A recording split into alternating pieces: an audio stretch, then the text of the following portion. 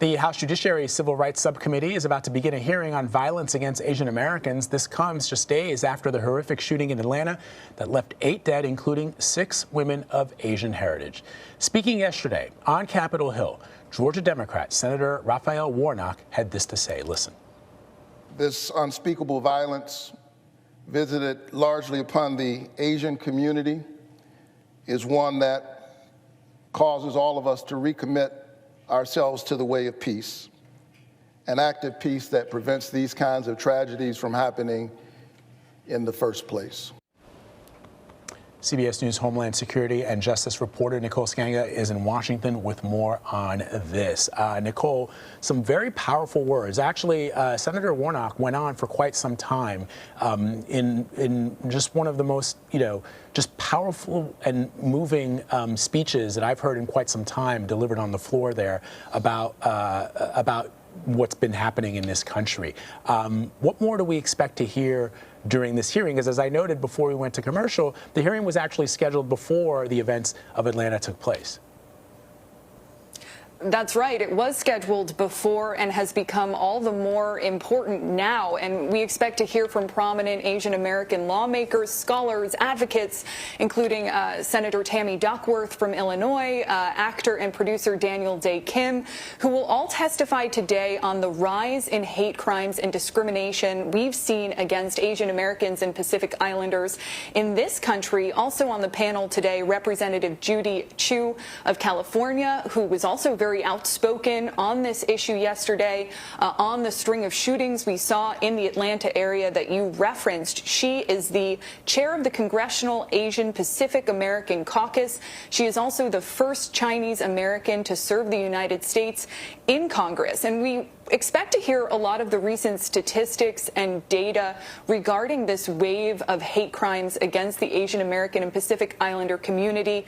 One recent study from the Center for the Study of Hate and Extremism at California State University in San Bernardino found that while overall rates of hate crimes in the country actually decreased by 7% in 2020, anti-Asian hate crimes surged by 149%. Also, one report that we've seen a lot of in the past 24 hours is that Asian Americans were subjected to nearly 3,800 hate incidents over the last year. That's according to the group Stop AAPI Hate. And, these included reports of harassment, shunning, slurs, physical violence, illustrating sort of this wave that we've seen recently. Verbal harassment and shunning accounting for 68% of those incidents in that report. Physical violence accounted for 11%. We have seen 503 reports of violence in 2021 alone. And that's only what's been, reported. There were hate incidents reported in all 50 states, and most incidents were reported by women and took place in small businesses.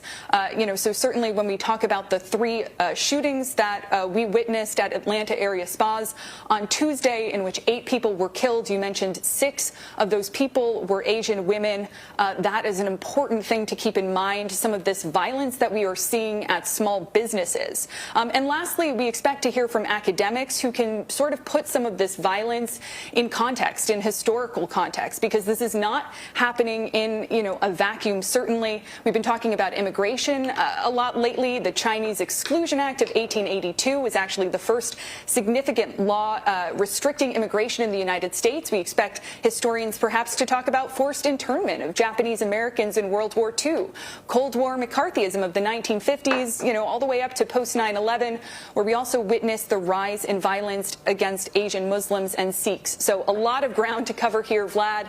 We expect that lawmakers and activists and scholars will really cover all of it. You have to cover all of that ground because without context, you can't get an accurate picture of what's happening in this country. And this is not new. We've seen this sort of stuff before, and we've seen, racist rhetoric before. And which brings me to, some of the criticism that the former president, Donald Trump, has received for his rhetoric surrounding the coronavirus, stoking this discrimination against Asian Americans. Do you think that will be addressed as well, the vocabulary, the words used by the former president? Yeah, I think there is a very, very good chance, Anne-Marie, that we hear about President Donald Trump's actions as a leader. He continually referred to the coronavirus during his time in office and on the campaign trail ahead of the 2020 election as the China virus, as the Chinese virus.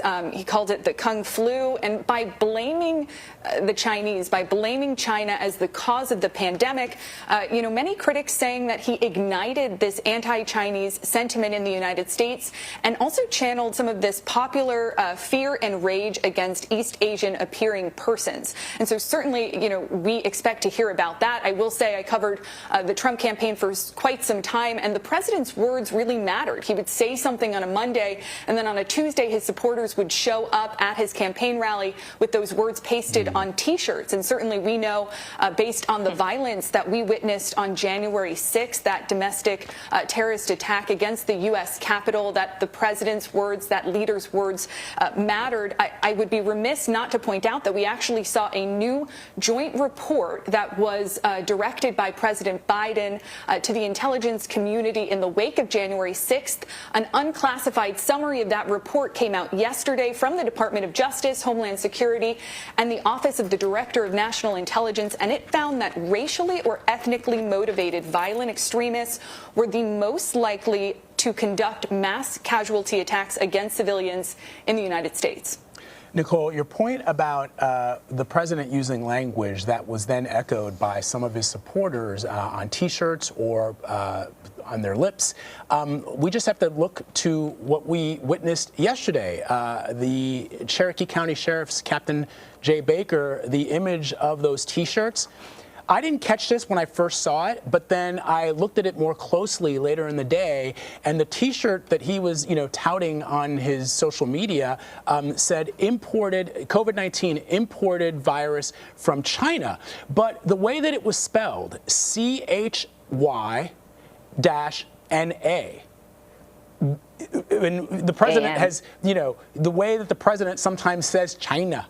That is what that T-shirt was signifying, exactly your point that you were making there. So as the daughter of Bruce Lee, Shannon Lee, said, a lot of people wanted to dismiss the language. He's just kidding. I mean, why are you so sensitive? But words matter. I mean, that is the point that I think we're going to hear made today on Capitol Hill, especially in the wake of President Biden signing this executive order on January 26, targeting xenophobia against Asian Americans. But there are some, while applauding the move, say that it's not really enough. So you can obviously, there's a First Amendment constitutional protected right here to say whatever you want. But what are activists looking to get out of this? I mean, I note that Shonda Rhimes said, hashtags are great, and, posting on your social media to stop AAPI hate, that's all wonderful. But what really matters is action. So these are lawmakers. What kind of actions can they take here? Yeah, and, to that point, Vlad, I think one thing we have heard from lawmakers and activists alike is that we can't begin to address the problem until we begin to measure the problem. And that's why we've heard a lot of lawmakers on the Hill introducing new legislation about hate crime reporting in the United States. And Democratic lawmakers said that they would introduce this new bill. It's called the COVID-19 Hate Crimes Act, and it bolsters the Department of Justice's effort to combat hate crimes. A version of this legislation was actually introduced last year, and what it would do is create a new position at the Department of Justice to facilitate the review of hate crimes and provide some oversight of hate crimes related specifically to the coronavirus pandemic. Representative Grace Meng from New York, she is one of the sponsors of this bill. She is also on today's panel. We expect to hear more from her. It would also issue some guidance to state and local law enforcement agencies to establish their own hate crime reporting systems and education about hate crime reporting that would extend beyond the English language to multiple languages. We should keep in mind that America has 18,000 law enforcement agencies, and yet there are no national standards, laws, or guidelines that sort of direct all of these agencies. And so perhaps creating some of those guidelines on hate crime reporting would help. Lawmakers think this is going to pass the House, which is handily Democratically controlled. Senator Mazie Hirono of Hawaii is spearheading this very legislation in the Senate. She was asked recently if she thinks it will pass, and she said, "We shall see." So certainly we shall see if this is brought up today. But again, hate crime reporting, education, these are things that we're hearing over and over again from lawmakers and activists who, as you brought up, are grateful for the executive order from the president on January 26th, but say, again, it's not enough. Tuesday's shooting also, there are a number of sort of overlapping issues that we saw, not just violence against Asian Americans, but also violence against women. The gun control issue is another one. This is a guy that the sheriff said admitted he had a mental health problem, but clearly he had a gun. Do we expect gun control to be part of this conversation? Yeah, absolutely. Gun control is definitely going to be a part of this conversation, and it's something that lawmakers have debated over for years, but it's something that actually the American people are very much on the same page about, more than some other issues we've seen come up in Congress. And so according to a recent Gallup poll, 56% of Americans say that they are dissatisfied with U.S. gun laws as they stand right now, and this actually marks the 9th consecutive year that there has been majority dissatisfaction with U.S. gun laws, according to surveys by Gallup. And so that has persisted since 2012, when we witnessed the tragic shooting at Sandy Hook Elementary School. And President Joe Biden on February 14th called for common sense gun reform on the 3rd anniversary of the Parkland shooting. House lawmakers have passed 2 bills related to gun reform. We have not yet seen them taken up in the Senate. One is a bill that would require background checks on all gun sales and transfers. We do expect that to be taken up in the Senate soon. The other House bill that has been passed would address what has been known as the Charleston loophole. That's what made it possible for Dylan Roof, the white supremacist who killed 9 people at the historically black church in Charleston, South Carolina in 2015. That's what allowed him to purchase a handgun, even though he should have been barred from purchasing one. So we'll see if that legislation is also taken up, though I should just note that as long as the filibuster stays in place, there's not a lot of hope that this will be pushed through the Senate and made into law, but we'll be tracking any changes on that front as well. Nicole, one of the things that I think will be interesting to see over the course of today and the next couple of weeks, months, Anne-Marie pointed out that when it comes to the term hate crime, there's some very specific language, legal language, that hate crimes have to do with. And I know this has been a controversial issue on Capitol Hill, but Representative Ted Lieu tweeted something that I think was interesting here. He said the murderer targeted Young's Asian massage parlor. He then drove 27 miles to another Asian spa. If the murderer's temptations are Asian women and he kills them, that's racially motivated. That's from Representative Ted Lieu. So the question is, do we expect to see a push for perhaps redefining the use of the word hate crime? I note that Democratic Congresswoman and chair of the Congressional Asian Pacific American Caucus, Judy Chu, is calling for the passage of legislation to approve hate crime reporting. I don't know if that factors into what we're talking about here. Yeah, I mean, certainly the elevated discussion of what is a hate crime is very important to this conversation. And, we did hear a lot of reaction to after, the Cherokee County Sheriff's Office saying yesterday that, the alleged murderer who, killed 8 people, 6 of them Asian women, as you pointed out, said that he was not, racially motivated. A lot of criticism there about, whether or not the person who is allegedly committed these crimes should be able to define the crime itself. I think that's a very important and relevant conversation in all of this. There is, of course, there are laws about hate crimes, defining hate crimes as they stand in the United States. But I think it also is important, to your point about Representative Judy Chu, to collect more hate crime data to really understand the breadth of this problem. And so, again, that is why lawmakers lawmakers want to improve hate crime reporting to better accommodate Asian American immigrant communities that might be less familiar with English.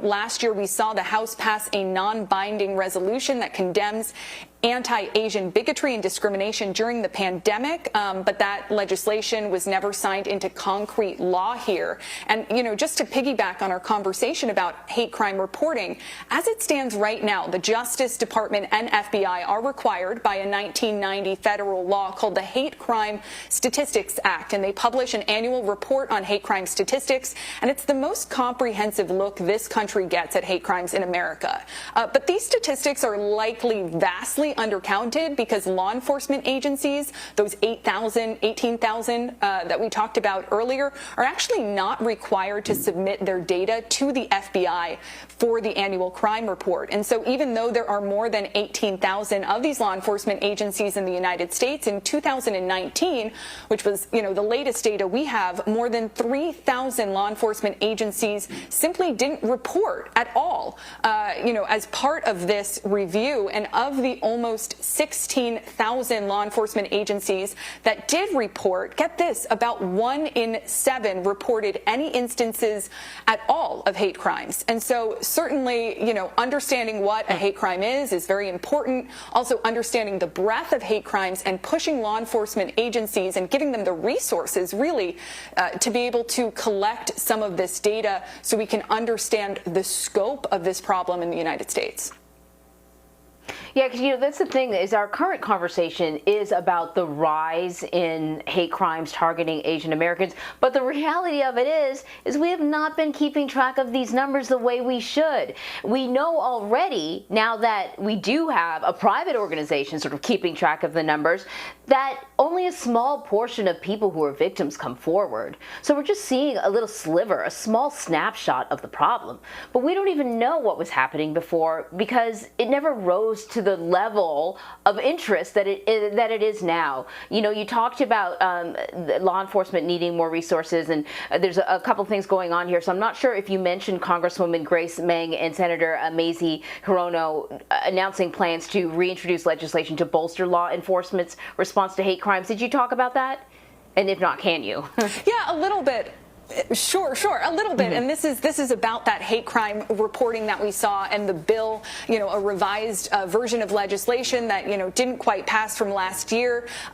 This bill that we talked about earlier, the COVID-19 Hate Crimes, Statistic Act. And so certainly we do expect there to be more conversations about this today. And to your point, Anne-Marie, about how we don't have the resources at some of these law enforcement agencies, that's particularly true too. And that means that Congress is going to have to consider what kind of resources, what kind of monetary support some of these law enforcement agencies are going to need in order to conduct, some of these reviews and effectively collect some of this data that we've seen. We also expect, in addition to this specific legislation, that there will be a larger conversation in the law enforcement community and in the Homeland Security community about how do we, continue to track hate crimes? How do we also track, something that we've talked a lot about in recent days, which is domestic terrorism? And how do we identify both the lone wolf actors, but also those who are inspired by larger groups, larger domestic violent extremist groups in the United States, given, social media and the proliferation of, some of these groups online. And so, again, a really broad conversation here. Some legislation that we've seen emerge in, recent weeks and also recent months as a result of this wave of anti-Asian hate that we've seen emerge in this country, but a conversation that is going to continue moving forward, both in the halls of Capitol Hill and also at a lot of federal departments, like the Department of Homeland Security, the Department of Justice, and certainly at a lot of kitchen tables across this country too. Isn't that the truth? A long time coming. Nicole, thank you very much.